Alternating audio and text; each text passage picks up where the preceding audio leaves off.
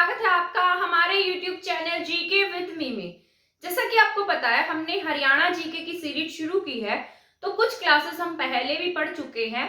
आज की क्लास को हम आगे कंटिन्यू रखेंगे और पढ़ना शुरू करेंगे हर्षवर्धन से आगे का जो पीरियड रहा था हरियाणा में उन सब के बारे में।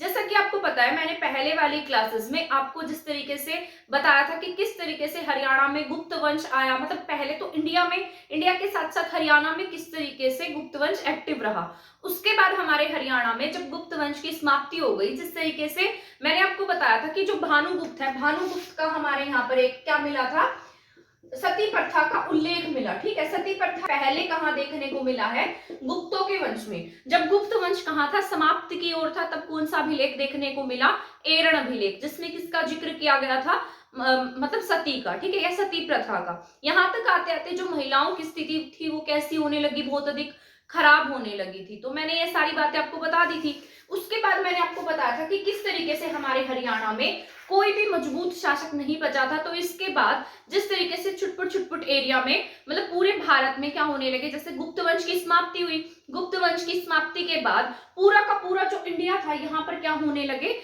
जितने भी छुटपुट राज्य थे वो क्या होने लगे, उभरने लगे। जिसमें से हमारे हरियाणा में कौन उभर रहा था, हर्षवर्धन। उसी तरीके से बंगाल के बारे में बताया था मैंने, असम के बारे में वर्मन वंश था वहां पर, जिसने हर्षवर्धन की सहायता की थी। फिर हर्षवर्धन ने मालवा के शासक को और बंगाल के गौड़ नरेश को, इन दोनों को मारकर पूरा का पूरा जो ये बेल्ट थी, यूपी, कन्नौज, बंगाल, उड़ीसा, असम, इन सब के ऊपर क्या कर लिया, अपना वर्चस्व स्थापित कर लिया। और अपनी राजधानी को उठाकर, ये थानेसर में रहता था ना, तो पहले इसकी राजधानी क्या थी, थानेसर थी। तो अपनी राजधानी को थानेसर से उठाकर कहां पर ले गया, ये कन्नौज में ले गया। अब ये जो कन्नौज एरिया है यहीं पर ये रहने लगा, यही क्या बन गई थी, इसकी राजधानी बन गई थी। ठीक है, मैंने आपको बताया था कि जो हर्षवर्धन है उसका जो जन्म था वो कब हुआ, 606 में, 606 में क्या बना है, राजा बना है। 598 में इसका जन्म हुआ था। ठीक है, तो 606 में ये राजा बना, 606 से 647 ईस्वी तक ये रहा था। ठीक है, तो इसके बाद इसने जिस तरीके से मैंने आपको बताया था, इसके दरबार में एक चीनी यात्री आया था जिसका नाम था हेनसांग।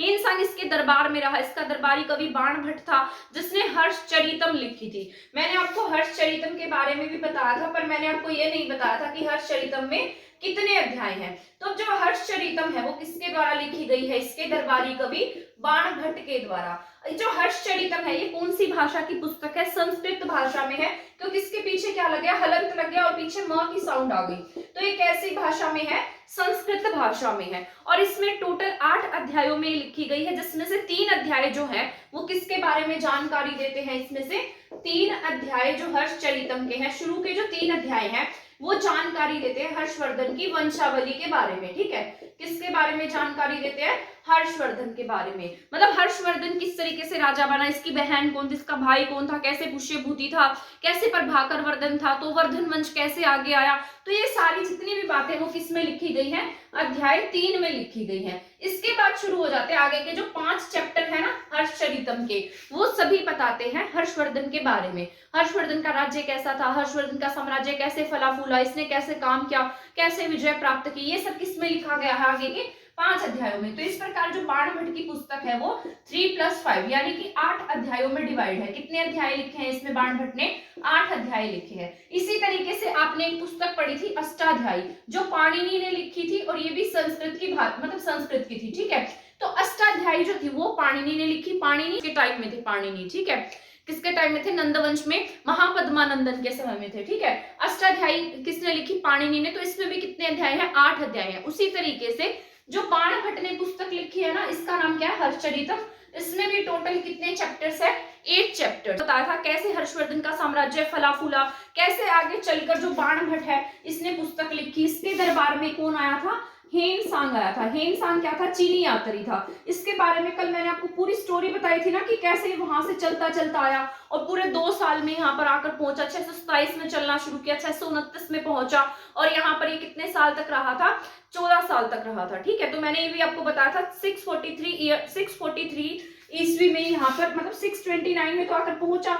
अब इसमें हम 14 ऐड करेंगे तो 643। ठीक है, कितने ईस्वी तक ये यहाँ पर रहा, हमारे 643 ईस्वी तक। इसका जो मेन मकसद था ना वो ये था कि यहाँ से बौद्ध धर्म की क्या लेने आया था, एजुकेशन लेने आया था। ये बौद्ध धर्म के बारे में बहुत सारी चर्चाएं सुनी, तो कहाँ पर चलने लगा, ये हमारे इंडिया में आ गया। इंडिया में आकर सिर्फ बहुत सारी जगह घूमी, बंगाल, उड़ीसा, दक्षिण में कर्नाटक, बिहार, नालंदा में इसने एजुकेशन प्राप्त की। उसके साथ साथ हमारे थानेसर का वर्णन भी इसने किसने किया है, अपनी पुस्तक में किया है। और इसके समय में, अब मान लो मैंने आपको बताया था जो हर्षचरित था, हर्षचरित पूरी टेरिटरी का मालिक बनकर बैठ गया था।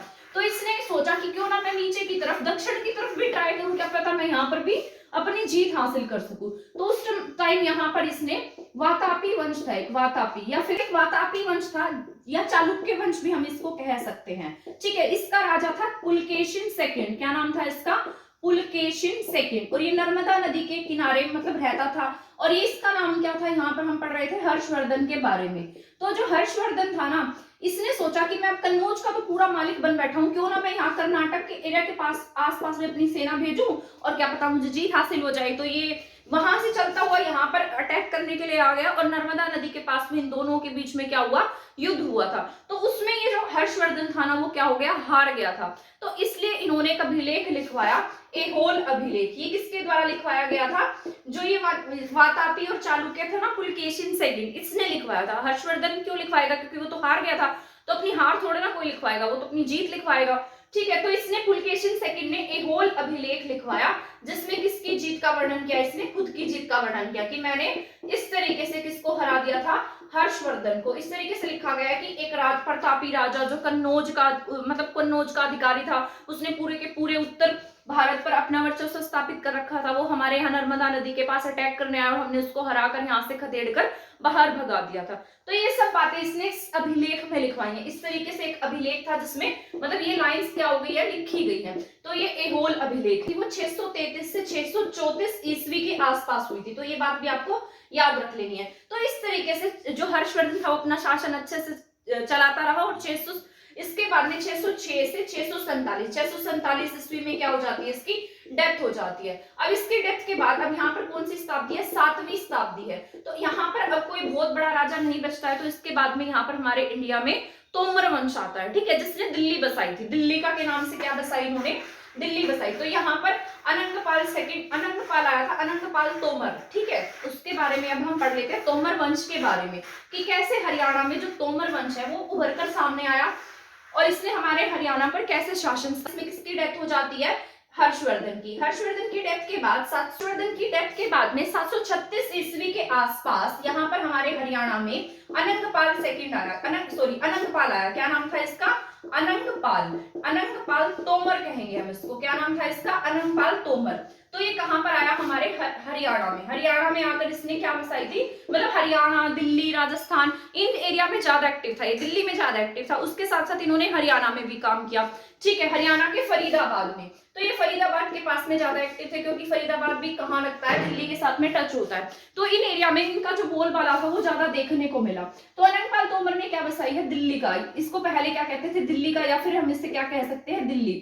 ठीक है, ये कहाँ 8वीं शताब्दी से लेकर हमारे इंडिया में 11 या 12वीं शताब्दी तक रहे थे। ठीक है, 12वीं शताब्दी तक इनका बोलबाला हमारे हरियाणा में रहा। तो हरियाणा में तोमर वंश का जो शासन था वो 8वीं से 12वीं शताब्दी के आसपास रहा था। ठीक है, तो ये हमें याद रख लेना है। तो कब आए थे ये, 736 ईस्वी में। इसी ठीक है, जो अनंगपाल तोमर था ना, वहां पर यहाँ मतलब दिल्ली में एक लाल कोट जगह थी, जिसके चारों तरफ इसने क्या बनवा दी थी, इस तरीके से 4 दीवारी कराकर क्या बनवाया था, लाल कोट बनवाया था। बाद में जिस तरीके से यहाँ पर कुतुबुद्दीन ऐबक आया और बाद में जो मतलब मुस्लिम साम्राज्य हमारे हरियाणा में आने लगा, तो इसका जो लाल कोट है ये बिल्कुल ऐसे तहस नहस हो गया। अब तो इसकी छोटी मोटी कोई भी दीवार यहाँ पर दिखाई देती होगी। तो यहाँ पर इन्होंने लाल कोट का निर्माण करवाया, किसने, अनंगपाल ने। ठीक है, और जो अनंगपाल था ना, ये कहाँ पर एक्टिव था, ये हमारे, मैं बताती हूँ आपको, इस तरीके से ट्रायंगल शेप में ये हमारे हरियाणा में एक्टिव था। जिस तरीके से ये क्या है, थानेसर। तो थानेसर में भी इसका वर्णन देखने को मिलता है। थानेसर के साथ साथ ये यहाँ पर हांसी, कहाँ पर था ये, हांसी। ठीक है, हांसी के साथ साथ यहाँ क्या था, थानेसर, और थानेसर के साथ यहाँ पे क्या है, इनकी दिल्ली। तो ये ये दिल्ली से कहाँ आया करते थे, पहले दिल्ली से ये हांसी आते थे, हांसी से थानेसर। तो इस तरीके से क्या था इनका ये ट्रेंगल का जो लुक था वो चलता रहता था। ये दिल्ली वही है जो इनका आज का लाल कोट है, यहीं पर ये रहा करते थे। तो इनका नाम क्या था, ये अनंगपाल तोमर। ठीक है, तो अनंगपाल तोमर के समय में इनका इस तरीके से ये हमारे हरियाणा में ज्यादा एक्टिव रहे।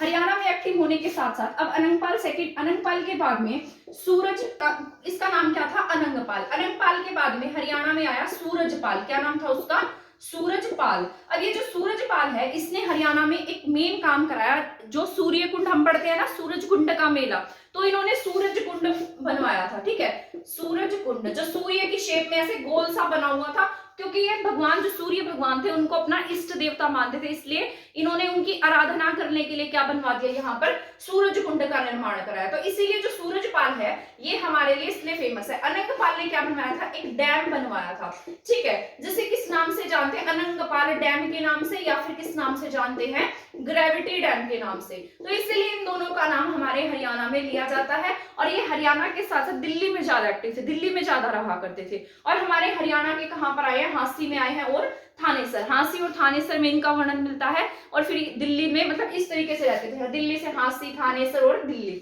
मतलब इस तरीके से इनका आना जाना हमारे हरियाणा में था। ये किसके बारे में बताया मैंने आपको, तोमरों के बारे में। तोमर 8वीं शताब्दी से, क्योंकि 700 कुछ के आसपास ये यहाँ पर आए थे, मैंने अभी आपको बताया था 746 ईस्वी में यहाँ पर आए थे। 8वीं से 12वीं शताब्दी के आसपास तक ये हरियाणा में इन्होंने अपना राज किया, दिल्ली के आसपास एक्टिव रहे थे। इसके साथ साथ हरियाणा में जो छुटपुट छुटपुट जो राजा थे वो भी उभर कर सामने आ रहे थे, जिसमें से कौन थे, गुर्जर और प्रतिहार। ठीक है, तो गुर्जर और प्रतिहार भी कहीं कहीं पर देखने को मिलते हैं। अब गुर्जर की बात की जाए, जिस तरीके से हमें यहाँ पर कौन देखने को मिले, गुर्जर और प्रतिहार देखने को मिले हैं। ये यहाँ पर एक्टिव रहे थे 9वीं से 10वीं शताब्दी तक। कौन रहे हमारे यहाँ, गुर्जर प्रतिहार, जिसमें से कौन थे, भोजदेव। क्या नाम आता है इसमें से, भोजदेव का, और एक नाम आता है महेंद्र वर्मन का। किसका नाम है, महेंद्र वर्मन। ठीक है, तो यहाँ पर भोजदेव, आपको पता होगा, आपने पढ़ा होगा भोजदेव के बारे में। जो ये भोज साम्राज्य है ना, ये कहीं कहीं पर एक्टिव था, जिसमें से हमारे हरियाणा में इसका वर्णन जो है वो पेहोवा में देखने को मिलता है। ऐसा माना जाता है कि जो राजा भोजदेव थे ये कहाँ पर आते थे, पेहोवा में। और पेहोवा किसके लिए फेमस था, घोड़ों के व्यापार के लिए। ठीक है, किसके लिए फेमस था, घोड़ों के व्यापार के लिए क्या फेमस था, भोजदेव। ठीक है, तो भोजदेव का वर्णन तो हमारे इतिहास में आपको देखने को मिलता है। इसके साथ साथ बात करते हैं महेंद्र वर्मन की। हम बात कर लेते हैं महेंद्र वर्मन की। महेंद्र वर्मन के यहाँ पर मंदिर बनवाने के साक्ष्य मिले हैं। किसके साक्ष्य, मंदिर बनवाने के। तो मंदिर बनवाने के साक्ष्य की अगर बात की जाए तो वो कहां से देखने को मिले, हमारे महेंद्र वर्मन के समय में। इसके साथ भोजदेव की बात की जाए तो पेहोवा घोड़ों के व्यापार के लिए फेमस था, तो ये यहाँ पर एक्टिव रहे थे। गुर्जर प्रतिहार 9वीं से 10वीं शताब्दी तक हम पढ़ते हैं। इसके साथ साथ इनके पैरेलल हमारे हरियाणा और दिल्ली, राजस्थान दिल्ली और हरियाणा, इन एरिया में चौहान वंश एक्टिव हो रहा था। क्या नाम था इसका, चौहान वंश। ठीक है, तो जो चौहान वंश था ये कौन सी शताब्दी में आया, 11वीं से 12वीं शताब्दी में इसका वर्णन देखने को मिलता है। ठीक है, 11वीं से 12वीं शताब्दी, क्योंकि 12वीं शताब्दी के बाद तो हमारे यहाँ पर कौन आ गए थे, इसके बाद जैसे मोहम्मद गोरी का हमारे आक्रमण होगा। ठीक है, उसके बाद तो इनका साम्राज्य जो है वो पूरा का पूरा क्या हो जाएगा, समाप्त हो जाएगा। इसलिए जो पृथ्वीराज चौहान, अब यहाँ पर किसकी वंशावली शुरू हो जाएगी, चौहानों की। जो चौहान वंश है इसकी जो नींव है वो वंश है ना, तो इसकी जो चौहान वंश की नींव है वो अर्णोराज चौहान के द्वारा रखी गई थी। इस तरीके से हमारा इंडिया है। तो यहाँ पर ये हरियाणा में एक्टिव थे, हरियाणा के साथ साथ ये लगती हुई बेल्ट राजस्थान में एक्टिव थे, राजस्थान के साथ साथ दिल्ली में एक्टिव थे। ठीक है, तो ये बात क्या करनी है, आपको याद रख लेनी है। ठीक है, कहाँ एक्टिव थे ये, दिल्ली में। तो इस तरीके से ये 3-4 एरिया में चौहानों का जो वर्चस्व है वो क्या होता गया, बढ़ता गया। और इसके साथ साथ अर्णोराज चौहान ने क्या रख दी यहाँ पर, चौहान वंश की अर्णोराज। ठीक है, अर्णोराज चौहान। तो अर्णोराज चौहान ने यहाँ हमारे हरियाणा में चौहान वंश की क्या रखी, नींव रख दी। ठीक है, इसके बाद में यहाँ पर हमारे लिए जो इंपॉर्टेंट रहेंगे वो चंद्रगुप्त नहीं, पृथ्वीराज सेकंड और पृथ्वीराज थर्ड। पृथ्वीराज फर्स्ट का हमारे हरियाणा से कोई लेना देना नहीं है और उसका नाम हिस्ट्री में इतना आता भी नहीं है। तो हम पढ़ेंगे अब पृथ्वीराज सेकंड और पृथ्वीराज थर्ड के बारे में। इनके बाद में यहाँ पर पृथ्वीराज सेकंड का जो शासन है वो स्टार्ट हो जाता है। और पृथ्वीराज सेकंड जो है ना ये शासक था। ठीक है, ये क्या था, पृथ्वीराज सेकंड जो है ये शासक था। और इसके समय में हमारे यहाँ से हरियाणा से एक अभिलेख प्राप्त हुआ और वो जो अभिलेख है वो कहाँ से प्राप्त हुआ, हमारे हांसी से प्राप्त हुआ है। ठीक है, कहाँ से मिला है, हांसी से। और इस अभिलेख पर बिल्कुल साफ साफ लिखा गया है, जो पृथ्वीराज चौहान था, अभी 1000 ईसा पूर्व के आसपास तो राजा बना ही है, शासक बना है, और उसी समय में आपको पता है हमारे हरियाणा पर एक बहुत मतलब बहुत कट्टर आदमी था जिसका नाम क्या था, मोहम्मद गजनवी। ठीक है, तो यहाँ पर किसके आक्रमण होने लगे, मोहम्मद गजनवी के। आपको पता है मोहम्मद गजनवी ने 1015 के आसपास हमारे हरियाणा पर आक्रमण किया, कुरुक्षेत्र थानेसर पर आक्रमण किया, और हमारे यहाँ से बहुत सारी मूर्तियां ले गया वो चुरा कर। ठीक है, हमारे यहाँ पर मंदिर तोड़े उसने। तो इस तरीके से मोहम्मद गजनवी के आक्रमण के समय जो पृथ्वीराज सेकंड का जो बोलबाला है वो हरियाणा पर था। पर इसने क्या कहा, इसने ऐसा कहा कि मैं जो जितना भी अपनी जो राजगद्दी है वो किसे देता हूँ, अपने चाचा को देता हूँ। ठीक है, तो इसने अपने बेटों को गद्दी नहीं दी, किसको दी थी, जो अपना जो भी साम्राज्य था वो किसको दे दिया था, अपने चाचा को। पृथ्वीराज सेकंड है, इसने अपनी गद्दी किसे दी, अपने चाचा को। इसके चाचा का नाम था सोमेश्वर। क्या नाम था, सोमेश्वर। तो कुछ समय तक तो इसके जाने के बाद सोमेश्वर का यहाँ पर शासक रहा।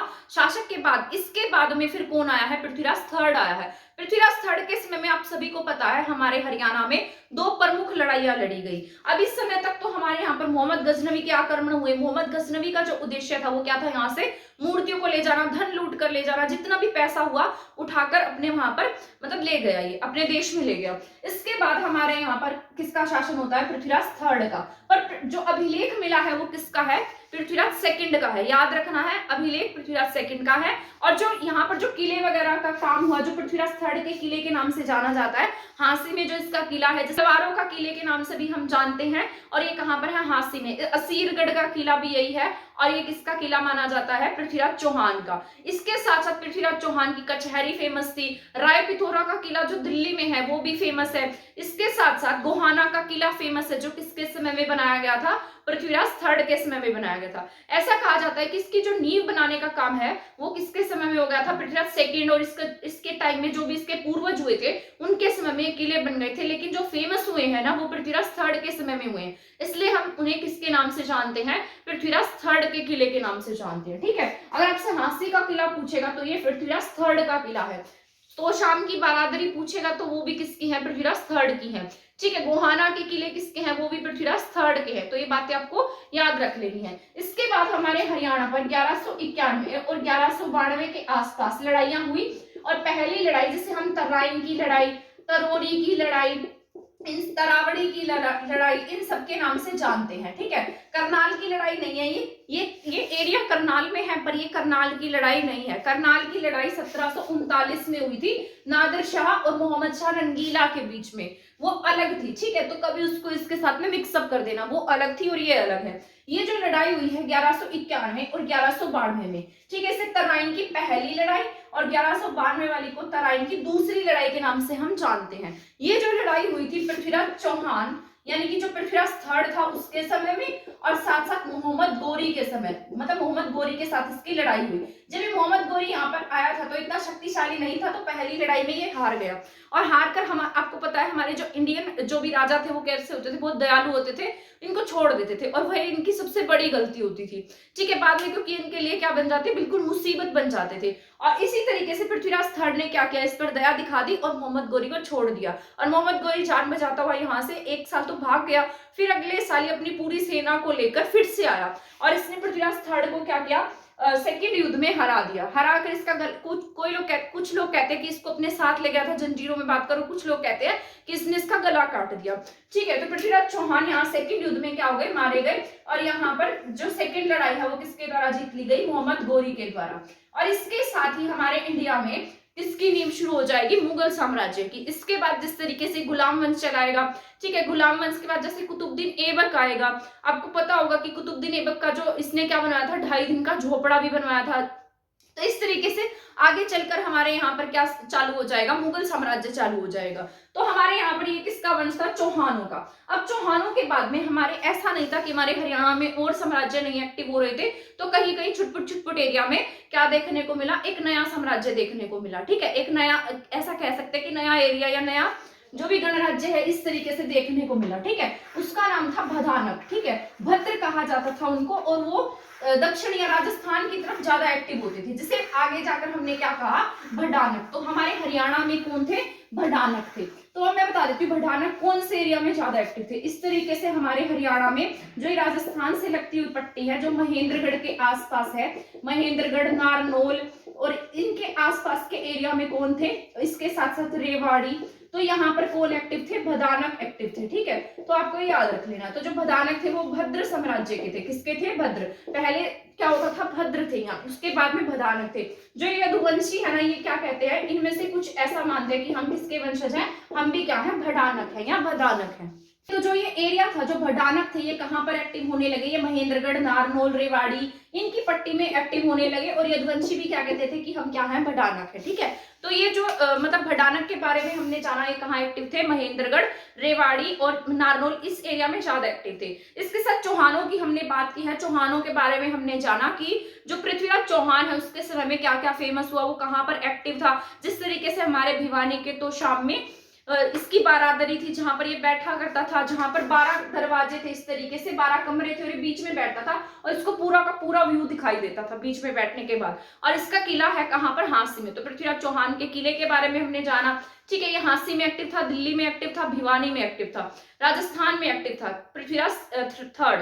ठीक है, इसके साथ साथ पृथ्वीराज सेकंड ने एक अभिलेख लिखवाया था। तो सेकंड का अभिलेख कहां से मिला है, हांसी से मिला है, पर जो किला है वो किसका है, थर्ड वाले का है। तो आपको ये बात याद रख लेनी है। साथ साथ हमने क्या पढ़ा, तोमरों के बारे में पढ़ा, गुर्जर प्रतिहार के बारे में पढ़ा, भोजदेव का अभिलेख पढ़ा। इसके साथ साथ हमने महेंद्र वर्मन के बारे में जाना। तो ये जितने भी डिटेल, जितना भी टॉपिक है वो मैंने आपको बता दिया है।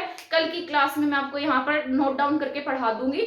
उसके बाद बस हमारी एक क्लास बच जाएगी जिसमें बौद्ध और जैन ग्रंथ पढ़ेंगे। इसके बाद हमारा जो भी हरियाणा था प्राचीन काल में, वो पूरा का पूरा कंप्लीट हो जाएगा। उसके बाद एक क्लास में पूरा रिवाइज कर दूंगी, उसको देख लेना। उससे आपकी क्या होगी, आपको जितनी भी चीजें हैं वो रिमाइंड हो जाएंगी, आपको पता लगेगा कि आपको उसमें कितना आया है। ठीक है, तो मिलते हैं हमारी नेक्स्ट क्लास में, हमारे नेक्स्ट टॉपिक के साथ में। तब तक हमारे चैनल के साथ बने रहिए। अगर आपको लगता है ये वीडियो किसी के लिए हेल्पफुल है तो आप इसको शेयर कर दीजिए, और मेरे चैनल को सब्सक्राइब नहीं किया है तो सब्सक्राइब कर दीजिए। थैंक यू, धन्यवाद।